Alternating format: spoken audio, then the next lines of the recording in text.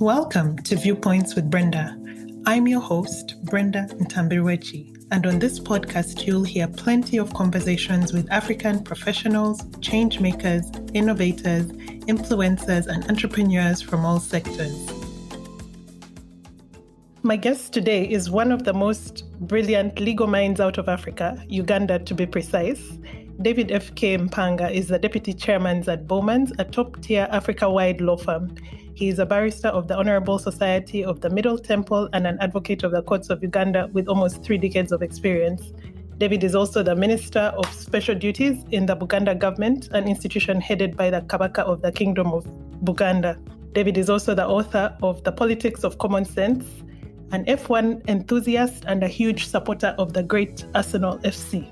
I'm super excited about this conversation. We fortunately or unfortunately will not be boring anyone with talk about the practice of law today, but we'll be talking about some of the themes in David's book, The Politics of Common Sense, which have had a profound impact on me. So David, welcome to the podcast. I know my introduction has been a little bit short, so please tell everyone a bit more about yourself. No, thank you very much, Brenda. Thank you for having me, and it's a great pleasure to be here with all your listeners. I don't think that your introduction has been a bit short. It's actually been very long because I can introduce myself as just David Mpanga, who practices law and has a few views here and there, and a traveler in life is probably the best way that I'd introduce myself. Yeah, you're being very modest, but we'll take it. So obviously, I'm going to ask you a bit about the writing process first before I jump into all my burning questions. So I've been so impacted by your book. I've read it a couple of times. How did you come up with the title, The Politics of Common Sense? The title was accidental, as many things are found in life that have taken on a life of their own. It was an accidental situation, but a sad situation, unfortunately, because a very good friend of mine, a lady called Helen Kanzira Wilshire. Helen was at law school. I was at law school with Helen. I found her at the Law Development Center. And then Helen married Ernest Wilshire, who happens to be one of my partners at AF Mpanga, Bowmans Uganda. We were very tight and a very close squad of people, if I may put it that way. Starting this law firm, just 3 of us, Ernest, Fred, Mpanga, and myself, all from the Law Development Center in the same year. I was older than them, but we'd started in the same year, and they were friends with Helen as well. Helen was having a baby in October 2007, if I'm not wrong, in Paragon Hospital when she lost her life. She lost her life to bleeding. I think it's called postpartum bleeding, a condition that can be resolved, I'm told, by experts by a single shot of either vitamin D or something anyway that enables the body to start coagulating again. In profound shock and sorrow, I was standing in church talking about Helen and talking about the tragedy that a young mother should lose her life to such a preventable and well-known condition. And I talked about the need for better healthcare. But of course, in emotion and shock, you can get carried away, if I put it that way. So I put a caveat on the things that I just said about the need for better healthcare, the need for hospitals that work, by saying that what I was talking about was not politics, it was just common sense. We shouldn't be debating whether we need good hospitals, whether our wives should, or mothers or sisters should die, friends should die in hospitals or not. We should be talking about how many hospitals can we afford, what basic priorities should they cover. But we shouldn't be talking about whether we need hospitals or not. We shouldn't be debating healthcare. It's essential. And when I was asked to write in the Daily Monitor on what was initially called a panel of experts by David Spire Sepuye, I particularly asked, a little bit like this conversation, not to be writing about law. I'm a lawyer and I enjoy practicing law, but I actually don't like doing it in my spare time. And I don't like, writing about law. I'm not a legal academic. I sell my opinions. I decided to write on observational, if I may call it that, politics. Things that I think affect us all in different ways, profound ways, and things that maybe can't be addressed by people who are in the heat of competitive politics, people who are in the heat of office seeking or office bearing. And those things seem to me to be as I said at that funeral service, common sense. So as I started writing in the Monitor on a more regular basis, I was asked to give a title to my column. Everybody knows about Charles Onyango Bo's famous Ear to the Ground. It's been running for maybe 30 years. All these columns have a title. So I just thought that the politics of common sense made sense, if I may put it that way, because what I was trying to put across was that there are few things that we never really think about, or that we assume that everybody is thinking about. And those things have a profound effect on our daily lives. And left unsaid or left unobserved, the public square, the debate tends to be partisan, tends to be people building their own careers, political careers, tends to be somebody paid by a particular interest group or sponsoring a certain view, rather than just sitting there and saying things like, you know what, let's talk about healthcare, let's talk about corruption and the failure of governance, let's talk about a number of things that I thought were pertinent. So that's where the title Politics of Common Sense came from. And then as time progressed, I suddenly realized that it seemed like I was going around in circles and using different examples to say more or less the same thing or things. And that's where the idea of stopping this weekly column came from, and compiling these essays in themes, in a thematic order, adding some essays that I'd not published for whatever reason. Maybe they were too long, they couldn't fit in 800 words. Maybe I didn't think that they were, really for a wider audience. And then when I put them all together, and then a whole different theme came to me, the fact that there is this element of time. And it seems that every so often we come through and we do the same thing, and we seem to face it as if it's never happened before. We seem to do the same things in reaction to it. And as a result, we come up with this justification that, history repeats itself. But is it because history repeats itself, or is it because we human beings, we Ugandans, we Africans tend to react in the same way faced with similar circumstances? And in that, again, you start getting things like, the repetitive theme of the effect of the colonial state, the functioning or the failure thereof, how it impacts on us as natives in our particular ethnicities, how it impacts on our lives as Africans in relation to global geopolitics or even regional geopolitics. And suddenly it made sense to me. So I, together with Samobo and later with Nyana Kakoma, we kind of rearranged these chapters and these essays and came up with chapters and came up with themes that I hope make sense. Did you find that there were any beliefs you had or any perspectives that changed as you wrote or as you compiled these essays into the book? Yes, Brenda. The biggest thing, and somewhere in this book you'll find the quotation of George Bernard Shaw that says, every once in a while you should hang a question mark on long-held beliefs.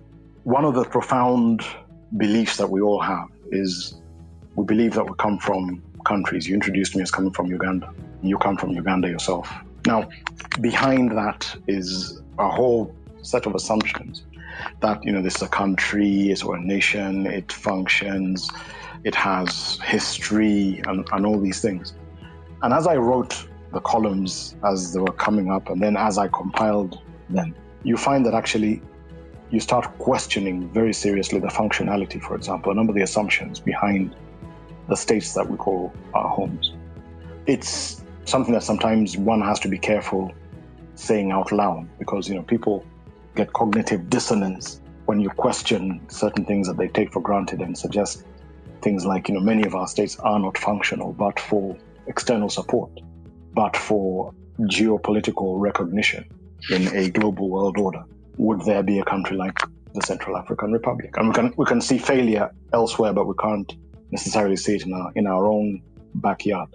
The foundation has so many flaws in it. These states were not built to support or work and protect our interests. They're not meant for us natives. They're meant for somebody else. And that somebody else stepped away and stopped running them directly. But doesn't mean that suddenly, because this matatu that was placed on a highway is being driven by a pilot, it will take off. It's a matatu. It's a taxi.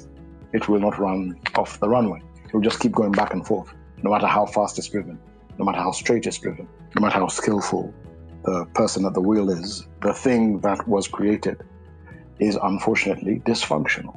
And that then leads you to understand things like, why do we have corruption, massive corruption, a lack of ownership in the public square? People kind of feel that government is something that hovers over them. It doesn't come into my home. It doesn't give me a language. It doesn't give me a mode of dress. It doesn't give me a traditional food. It doesn't tell me how to name my child, it doesn't give me burial rights or funeral rights. It just hovers somewhere. And maybe the closest it gets to anybody's home is a police close by. And that's coercive. So it also helps you understand things like why maybe there's a failure in understanding rights and obligations. I spend a lot of time in the book talking about our obligations as citizens. But my citizen obligations and things that one thinks, this is common sense, might not come naturally to a person who doesn't feel like they belong to this particular citizenry. And so certain things that we view as immutable and completely not debatable in, say, our own native communities. If, being a Muganda, the thought of marrying within my clan is completely taboo, regardless of the fact that there really isn't an actionable sanction. But why wouldn't I think of the Constitution, removing term limits or removing age limits or modifying the Constitution for the benefit of one individual, a small set of individuals? Why wouldn't I think, or doesn't anybody think about those things in the same way as we think about, say, marriage within our clans, or some people, touching or shaking hands with your mother-in-law? It's because one thing is perceived to be something that's written on paper that can be changed. The other thing is believed to be like a grunno, a normative statement that is true and will not be changed. And a number of other things, but I think to me, the biggest thing that came out is, of this process, is those assumptions that underlie many of the things that we do need questioning, and when you question them and look closely at them, it's shocking. I think second, as I said, the issue of time. The future and the present and the past are kind of all intermingled. We are facing the same problems. I got 2 essays that I added to this in a chapter called From the Archives, which were written by my father when he was in exile. My father was in exile because Uganda and Buganda were not getting along. Uganda was dealing militarily with issues that could have been dealt with politically or legally. And he wrote these 2 essays on tribalism. They're essays that could be said with different modifications or written about any modern African post-colonial country. They were true in the 60s, and 50 years later, they're still true. That's the unfortunate thing, that we're living our fathers, our forefathers, our forebears' dreams and nightmares all at once, and maybe bequeathing the same to our children. It makes me sad in my midlife. It really does. That I think was one of the most profound things for me as I read the book, what you termed the growing block universe theory of time.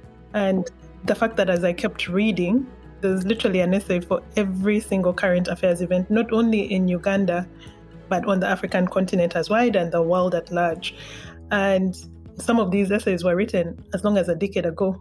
So, it's just a bit shocking sometimes and a bit unnerving that we're going through these things over and over and over again, and we're doing the exact same things over and over and over again. It's like there's no end to all of this. Yes. You touched on this briefly, but it's something that I also found quite poignant, is that the essay is written by your father in chapter 10, and one particular essay of yours in chapter 2, which is Decide Now or Pay Later, on the Kenyan general election and this whole topic of tribalism. Why is tribalism swept so under the rug? These essays are, as you said, almost 50 years apart. Nobody talks about tribalism. Nobody wants to tackle. And why are we tiptoeing, and what can we do to address this? Because I think tribalism is quite a big issue in Africa generally.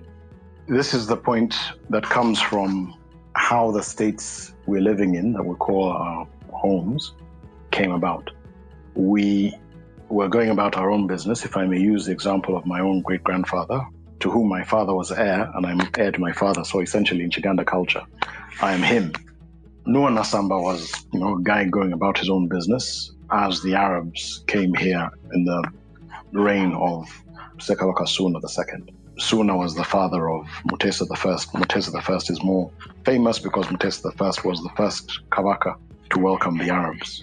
The Europeans. Suna welcomed the Arabs interfaced with the Arabs. Mutesa the first interfaced with the Europeans. You've got to imagine a person who is going about their business and their worldview is, this is the world, this is the universe, where they are in the center of Africa, close to the equator, on the northern shores of Lake Victoria, bounding Bunyoro, Nkore, Usoga, Lango, and generally maybe the issue of expansion or defense is around these people, and maybe also now the beginning of trade with the coast. And out there is, as we now know, in another part of the world, are great powers dividing Africa based on a map in a ballroom or a meeting room in a hotel or a palace in Berlin. And that exercise, that paper exercise, as it came onto the ground, as it was effected on the ground, essentially meant that communities were rent asunder. Talk about the people, say, of Chisoro, DRC and Rwanda. Talk about northern Tanzania. Talk about people on the eastern side of Uganda who, until 1923, the Ugandan border went all the way to Turkana. But in 1923, for reasons we don't know, the border was moved further down, further back, west if you're in Kenya, east if you're in Uganda, further back anyway. And so the family of the Aworis have some Aworis in Uganda and other Aworis in Kenya. And it goes like that all around the borders, communities being split. It's not just the communities at the borders that were split. It was also the communities that were within the borders that never sat down to have a discussion about whether to join together and form one state, or how that state will be run, how power in that state will be divided, their relationships to each other. They were just simply put within a geographical boundary, quite random. None of our forefathers can tell us why Uganda's boundaries, that's now enshrined in our constitution, run the way that they do.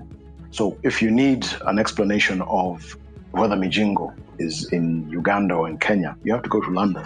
They'll tell you that, when we were designing this country or these two countries, we run the boundary line in this way, and the water is in Kenya and the island is in Uganda, whatever the case may be.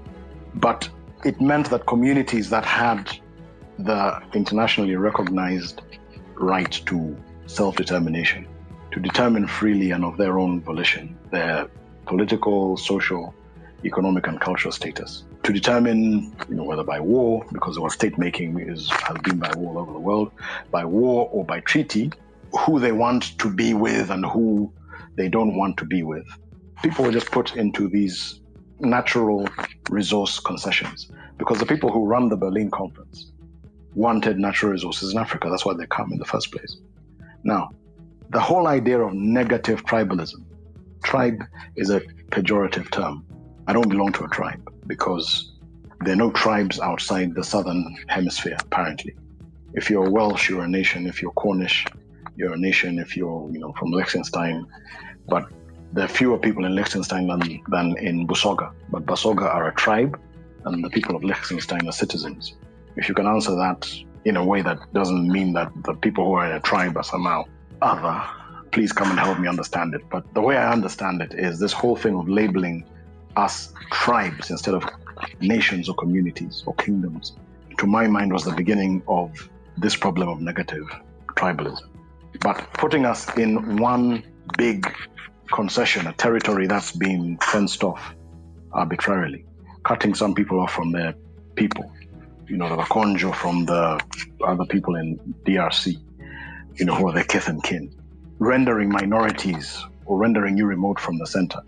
Because if you've determined that Uganda is going to be run from Kampala, there's a person who is a Lugbara, who has been working, living, and their universe, like no one Nasambas, is in that, what we can now call the West Nile region, but also is in what is now DRC, is in what is now Central African Republic, and maybe goes all the way to South Sudan, and maybe goes all the way to Central African Republic. These people are suddenly made remote. They all have to fight for this winner-take-all prize of running the colonial state. This is what is the beginning of tribalism. This is what causes this negative tribalism that we see. If you found 5 black Africans you're in Kuwait, in the UK, wherever they might be, you're all getting on. You're all very happy to see each other. You're telling each other about your native dress, you're talking to each other about your native languages, the similarities and the differences. You're talking about your foods. You invite each other to particularly important days in your culture, etc. There's that cross-pollination, and everybody loves each other. What happens to us when we are here? Why do we get tribalism, in inverted commas? We get that problem when we are made to compete on a zero-sum basis for the resources that we consider to be ours.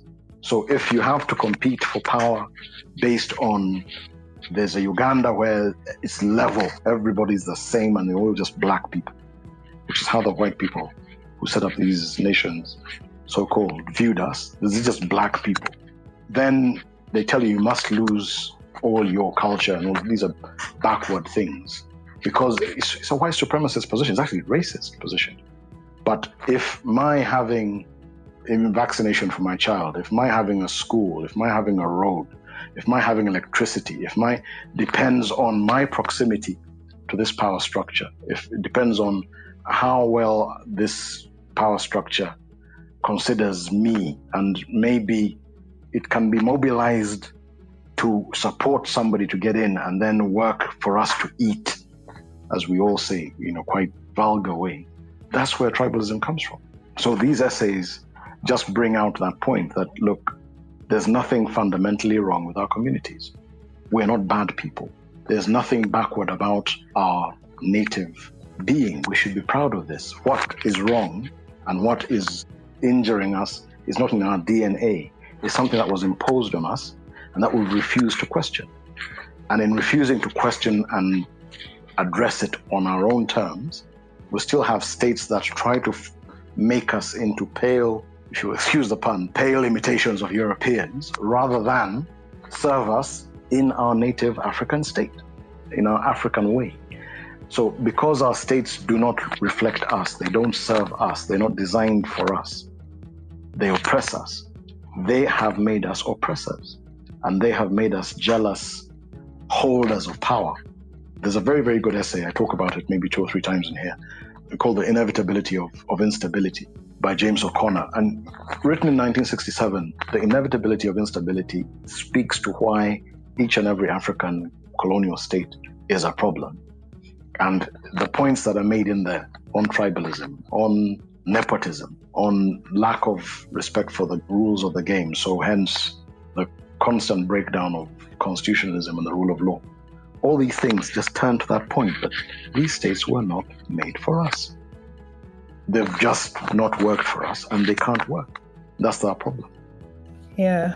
What you say about when you're out of the whole continent and you're out here, you're very happy to see an African or Ugandan or a Kenyan. Nobody even cares, about the tribe. Yes. Hopefully we will get there. Pan-Africanism based on us as we are, on an honest reckoning of who we are and how we associate, would actually work very well. Yeah. In my view, because there's no reason why a Kikuyu want to dominate a Lugbara or a Lugbara to dominate Tiga. If their basic were guaranteed at ground level, there's really no problem. The problem is you have to capture power at the top of this artificial structure and then hold it, because if you don't hold it, somebody's going to take it away from you and they're going to oppress you and deprive you of the things that you think you're entitled to. So you oppress others in order that you'll keep those things, and and it's perpetuated ad infinitum. You also write about, immortality in the first few pages of your book on the late Meles Zenawi, and also in your essay on despots not learning from gruesome fate of other despots.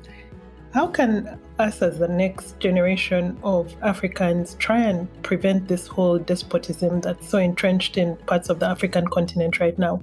The biggest problem with hubris and thinking that trees can grow to the sky is perhaps a symptom of the point that we were making earlier, that people come to power, instrumentalize their communities to get into power. They tell whoever it is that they're with that let's get in order that, let me use an example of myself, the Baganda may eat, or the Wanyankole may eat. But the Baganda don't eat in that sense. The Wanyankole don't eat in that sense. It's just me using people as a vehicle to get to a certain point. When I get into that point as the leader, I then delude myself about my ability to resist time, about my ability to resist mortality even. And I don't build institutions because, you see, things that are meant to last are built institutionally. If you want to do something that will end quickly, do something that's made to measure against your body. But many times, unfortunately, our states are not bespoke to the person. The strong man builds things around themselves, so they themselves are the only people who understand, the only person in that particular entity who understand how things run. This actually goes down to micro levels. It's, I think, in my theory, one of the reasons why we don't generally have intergenerational wealth grown amongst African families, at least in Uganda. Because many times the entrepreneur, who many times again is a man, knows how a thing is run, but doesn't teach anybody, not even his wife or wives, as the case may be. So everybody knows there's this big business and it works, but I'm the only one who understands it. I'm the only one who knows the creditors. I'm the only one who knows the suppliers. It's not institutionalized. There's no board. I answer to nobody. I'm the chairman, the CEO, the CFO. Everybody below me just kind of runs as I juggle these things at my whims. My juggling skills might be good enough to perpetuate a regime for several years. But eventually, the difficulty that we've never been able to solve is mortality. Mortality does catch up with us on a small scale and on a macro scale. And when it does, regimes collapse or situations adversely change because there isn't succession planning. Talking about succession planning requires institutionalization. If I plan things in a way that envisions that I might not be around, many times it diminishes me as the kind of giant, omnipresent being that I've wanted to present myself in order to maintain myself as an autocrat. So the thinking that will change us and rid us of that is an understanding that without institutions, we cannot build anything that lasts. Our issues, as I've said, are intergenerational. They've been going since my great-grandfather first came, face to face with white people who were doing something that they were running from Berlin. They have been very successful in positing and doing things institutionally and, in fact, universalizing their interests and making it look like their interests of being on top are the way that human development and human progress is supposed to be. They've really, really made it, embedded it into an institutionalized global system.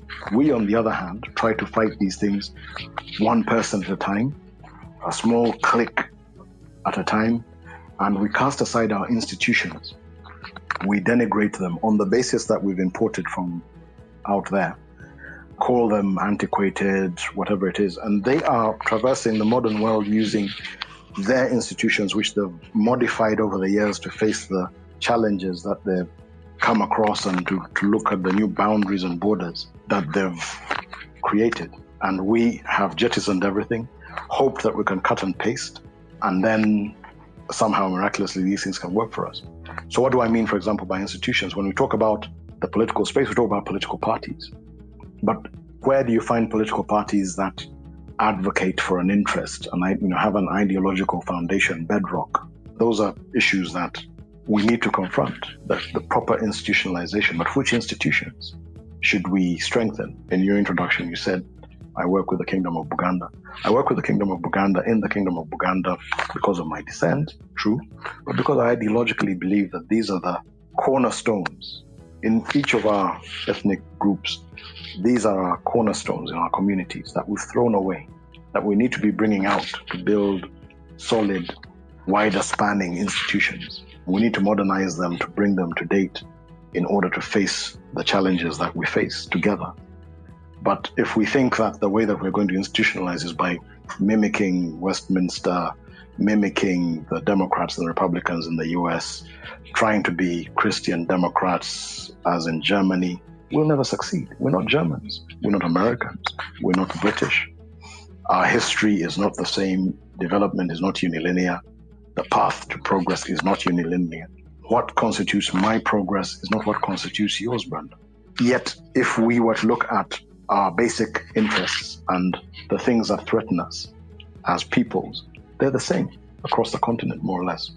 And if we used our building blocks and built bigger, longer spanning institutions, I think we might be able to get rid of this hubristic, effectively futile belief that one strong man can make change or can hold things together. They can't for longer than, the span of a human life. You actually took the next question right out of my mouth. Because I was going to ask you, obviously, about something you pointed out in your book about just us as Africans just not having a coherent strategy to deal with the 21st century and what the role of the institutions would be in this case. And I think you've put it pretty well. We need to build institutions like this in order to deal with the other issues that we're facing on the continent.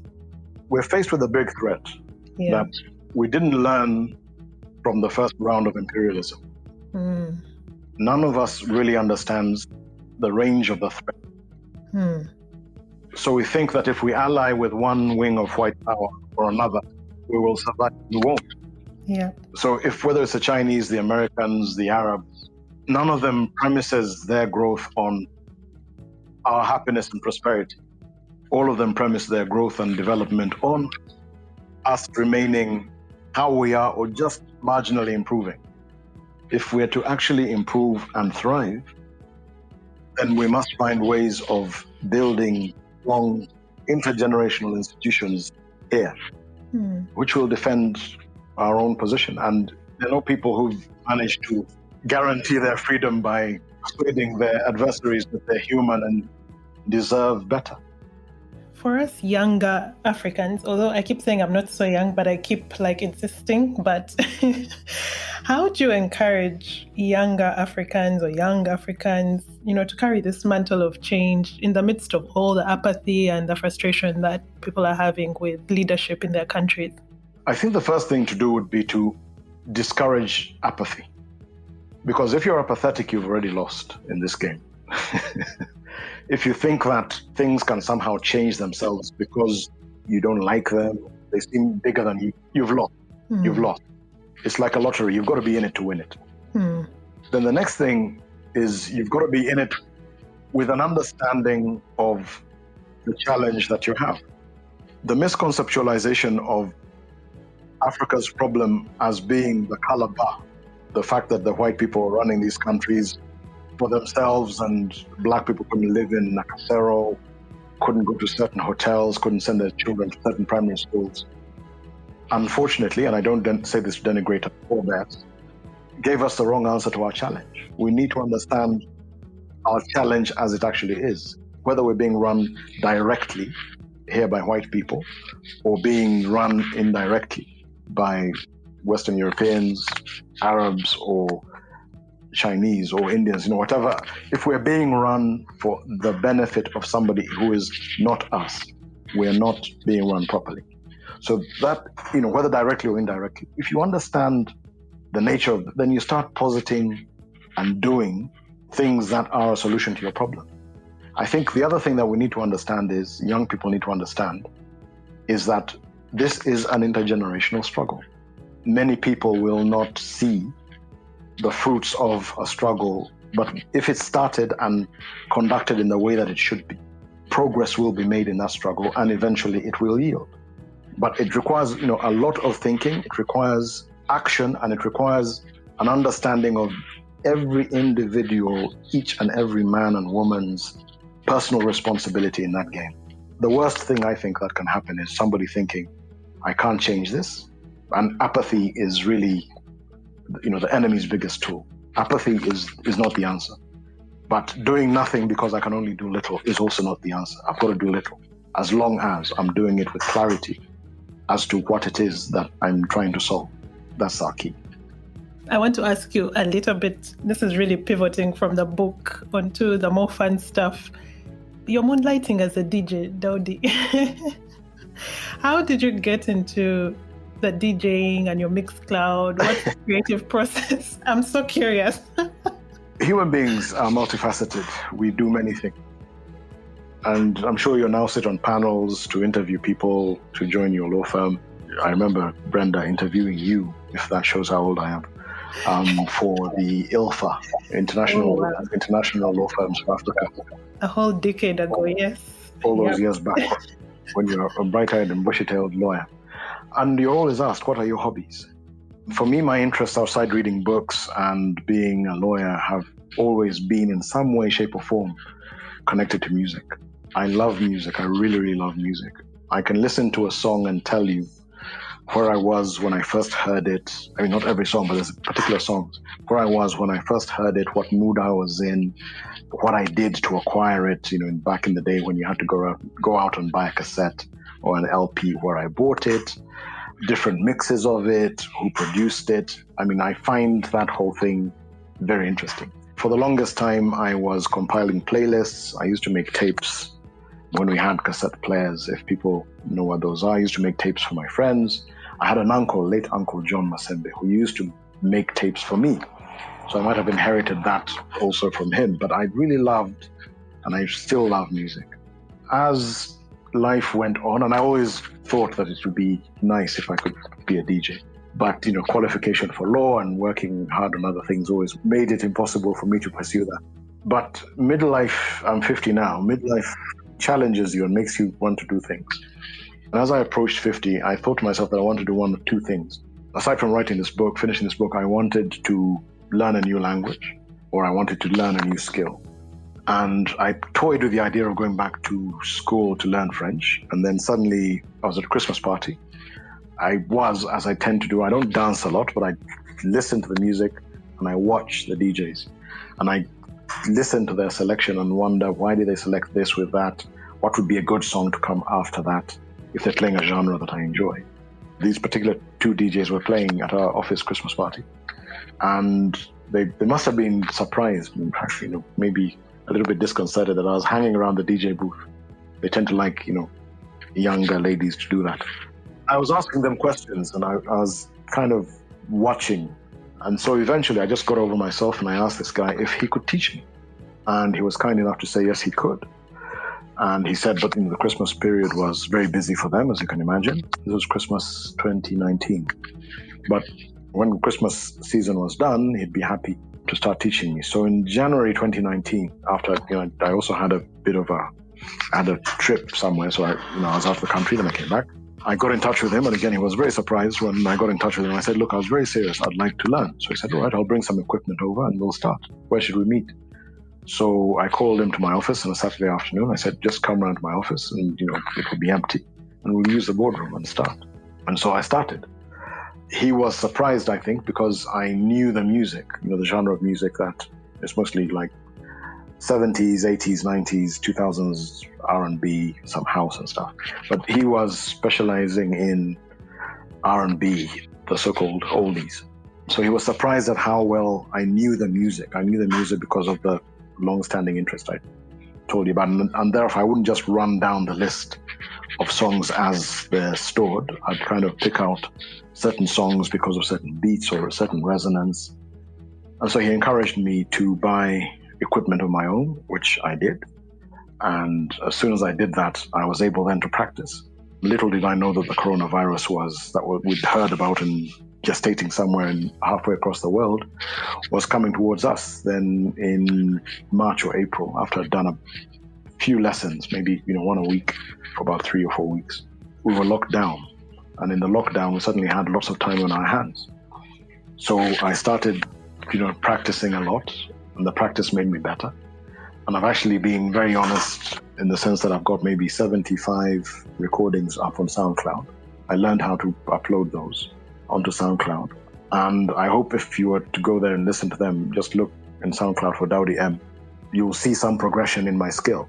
And that's because I was practicing. I was then watching YouTube videos. I was just, playing around with a controller. It gives me great satisfaction and joy. I love it. And it surprises people like you. Not surprises me because I know you love music, and we share we swap playlists every now and then. So the DJing surprised me, not the love of music. Correct. Yeah. So David, I just wanted to thank you for coming on the podcast. There's one essay in particular in your book on mental enslavement where you write about Afro-optimism. And I feel like this has sort of been the one that's grounded me as to how I'm choosing how to tell the African story on this podcast, trying not to focus on what, everybody's interest for Africa is and what we need to do to exploit our opportunities for ourselves, and at the risk of generalizing, to just better tell the African story. So really, I'm just thankful that you took the time. And hopefully maybe next time we'll talk about something else, maybe your next book. Well, thank you very much for having me. It's a great pleasure and privilege. I know that you had more illustrious guests than me. But I also want to encourage you on this new journey. It's a little bit like my DJing. So you're a lawyer and now a media personality. I'm being called a podcaster by the Gen Zs. I think I'll just claim it. It's been an interesting time. It's been just like you, just a lockdown hobby that started as we started our second lockdown here in Kuwait. But yeah, I'm going to love it as much as you're going to love your DJing. So hopefully I'll keep it up. And you never know with these things. It doesn't seem like it's a long way away for you. Yeah. Retirement these days is just about shifting careers. True. I might become an elderly DJ in the next 10, 15 years. And you might have a new career in podcasting. Podcaster senior. Yeah. Yeah, no, thank you. Thank you so much, David, for coming on. Thank you very much for having me. Thank you very, very much. Thank you for listening to Viewpoints with Brenda. To keep the conversation going, follow us on Instagram at Viewpoints by BN and follow me on Twitter at Kasabiti. That's KASABIITI. To hear more conversations like this, follow the podcast, subscribe, like, and feel free to leave us a rating. See you next time.